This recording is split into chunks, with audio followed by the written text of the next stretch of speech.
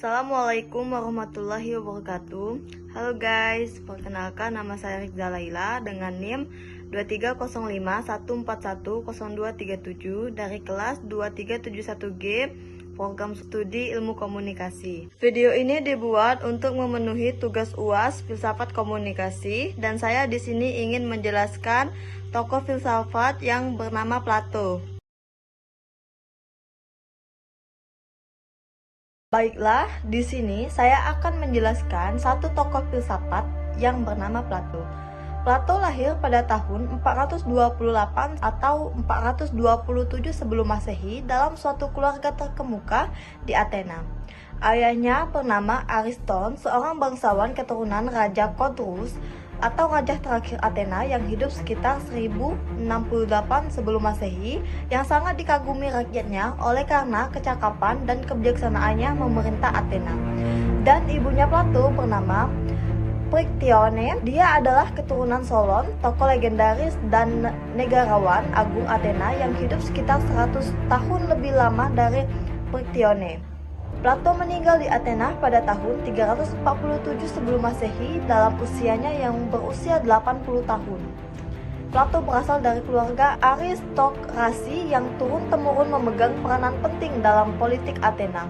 Sebuah keluarga bangsawan Athena yang kaya raya yang hidup ketika Yunani menjadi pusat kebudayaan besar selama 4 abad. Masa keemasan Athena, masa Pericles yang bertahan antara 445 sampai 431 sebelum Masehi, muncul sebagai citra kesempurnaan dalam kehidupan peradaban manusia.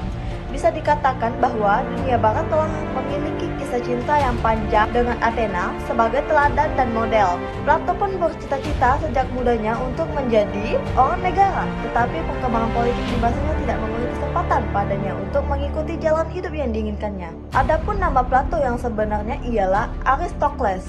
Kemudian ia diberi nama oleh guru pelatih senamnya, Plato. Plato dalam bahasa Yunani berasal dari kata benda, platos, kelebarannya atau lebarnya, yang dibentuk dari kata sifat platus yang berarti lebar. Dengan demikian, nama Plato berarti si lebar. Julukan yang diberikan pelatih senamnya itu begitu cepat populer dan menjadi panggilannya sehari-hari.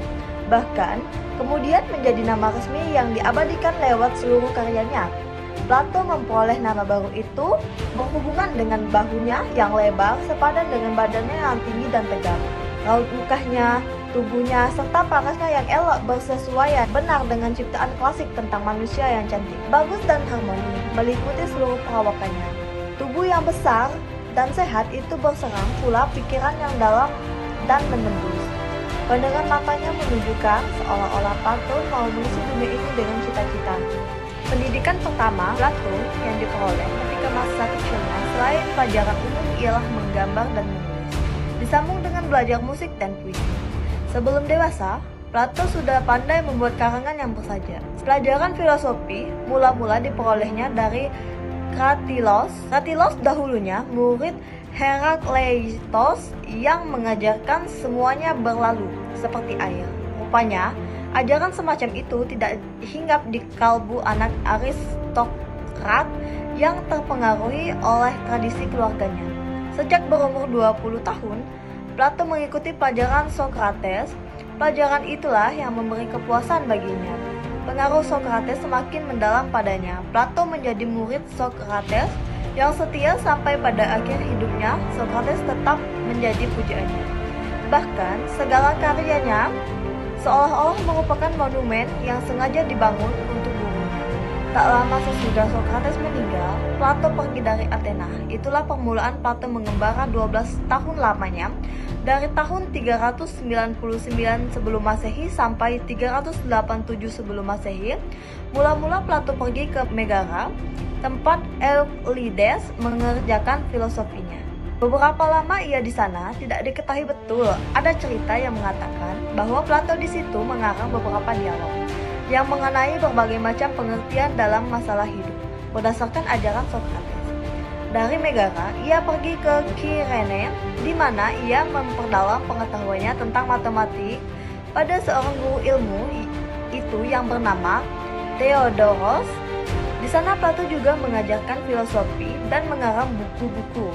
Kemudian, ia pergi ke Italia Selatan dan terus ke Sirakusa di Pulau Sisilia yang pada waktu itu diperintah oleh seorang tiran yang bernama Dionysius. Dionysius mengajak Plato di istananya. Plato merasa bangga. Di antara orang-orang yang mengelilinginya terdapat pujangga yang tersohor namanya. Di situ, Plato belajar kenal dengan ipar raja Dionysius yang masih muda bernama Dion, yang akhirnya menjadi sahabat karibnya.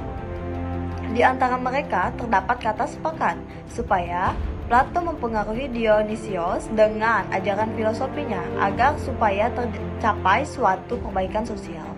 Seolah-olah terasa oleh Plato bahwa suatu kesempatan yang baik sudah datang baginya untuk melaksanakan teorinya tentang pemerintahan yang baik dalam praktik. Sudah lama tertanam dalam kalbunya bahwa kesengsaraan di dunia tidak akan berakhir sebelum filosof menjadi raja atau raja-raja menjadi filosof.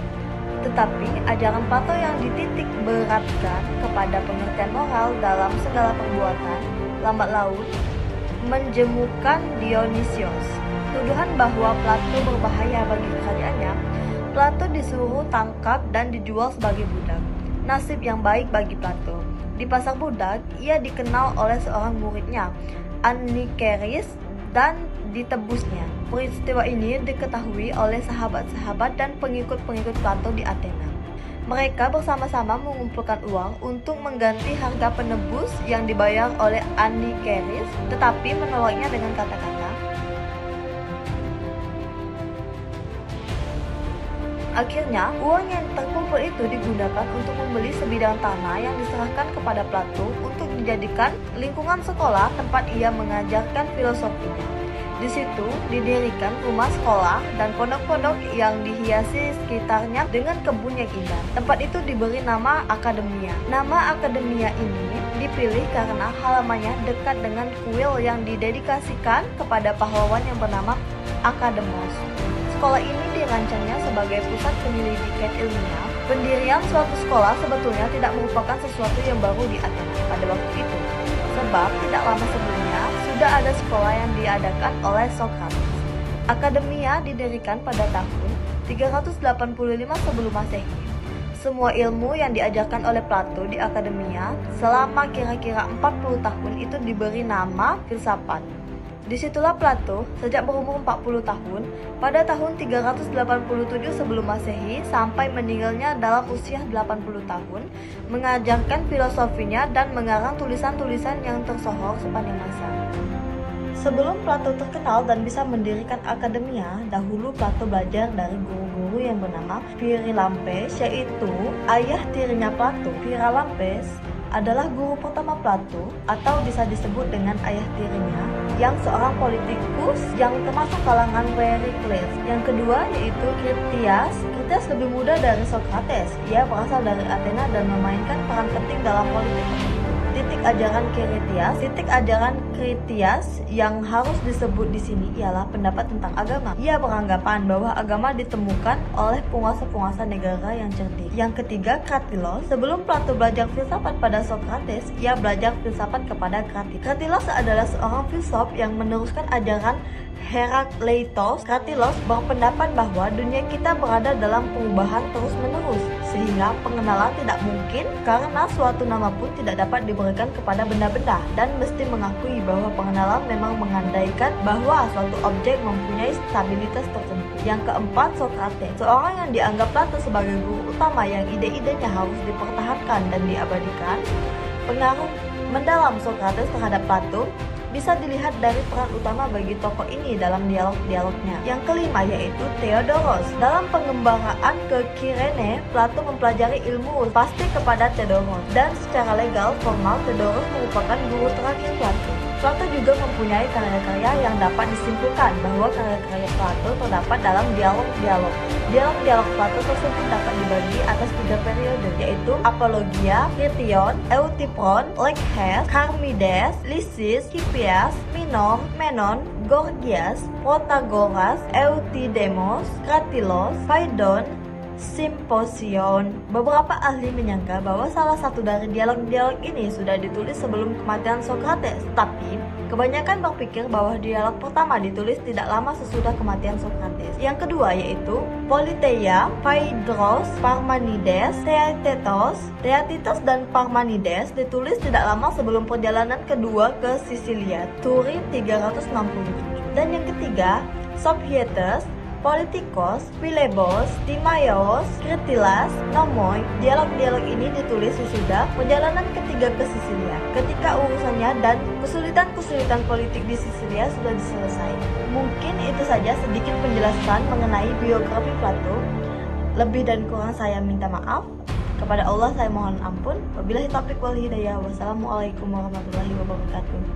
Bye bye.